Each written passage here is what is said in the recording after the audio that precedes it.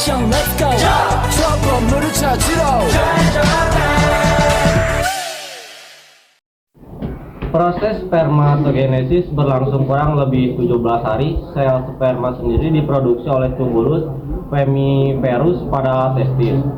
Pada dinding tubulus semiperus terdapat banyak sel yang tersebar acak atau disebut sel Sertoli. Sel Sertoli ini yang memiliki peran untuk memberi nutrisi sel sperma yang belum matang. Selanjutnya ada bagian-bagian dari spermatogenesis. Yang ke satu ada spermatogenium. Spermatogenium adalah fase awal proses yang prosesnya spermatogenesis dimulai dari spermatogenium yang bersifat diploid atau R2M. Spermatogenium ini mengandung 23 pasang kromosom. Sel sperma yang telah matang disebut dengan spermatogenia. Pada saat itu maka sel induk spermatogenium akan memperbanyak diri dengan cara mitosis dan meiosis. Dengan cara mitosis, sel sperma berubah dari spermatogenium menjadi spermatosit primer. Setelah itu spermatosit primer akan membelah diri menjadi spermatosit sekunder dengan cara meiosis. Yang kedua spermatosis primer. Selanjutnya spermatogonium akan membelah secara mitosis menjadi spermatosis primer. Spermatosis primer sifatnya masih diploid. Dalam tahap meiosis kedua, spermatosis sekunder akan membelah diri menjadi 4 spermatid dengan ukuran dan bentuk yang sama. Spermatid adalah tahap akhir sebelum sel sperma matang atau disebut sebagai spermatozoa.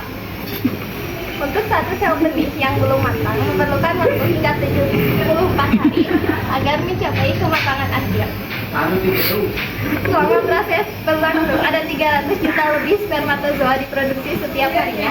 Namun hanya sekitar 100 juta sel sperma yang berhasil matang dengan sempurna hingga proses akhir.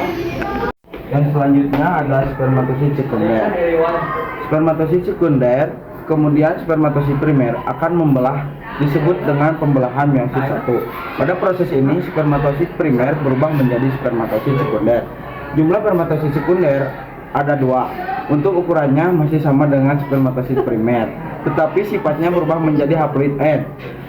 Spermatosit sekunder mengandung 23 kromosom. Di sini ada nomor 4 yaitu spermatid. Spermatosit sekunder akan membelah lagi menjadi 4. Proses ini dinamakan fase meiosis. Meiosis 2. Ukuran dan bentuk spermatid masih sama dengan spermatosit sekunder. Selanjutnya ada sperma matang. Proses spermatogenesis yang terakhir adalah pembentukan sperma matang. Spermatid yang sudah berubah menjadi sperma matang akan menuju saluran epidermis. Sperma memiliki ukuran yang kecil sehingga hanya bisa dilihat dengan mikroskop. Ukurannya hanya sekitar 0,05 mm dari ujung kepala hingga ekor. Sperma yang telah matang memiliki bentuk kepala yang lonjong dan ekor bergelombang seperti pada gambar ini. Setidaknya terdapat sekitar 15-20 juta sperma per milimeter cairan mani yang dikeluarkan pria pada saat ejakulasi. Setidaknya terdapat sekitar 15-20 juta sperma per milimeter cairan mani yang dikeluarkan pria pada saat ejakulasi. Hal ini tentu membuat sperma memiliki peranan penting dalam proses kehamilan. Terima kasih atas perhatiannya. Mohon maaf apabila ada kesalahan. Wassalamualaikum warahmatullahi wabarakatuh.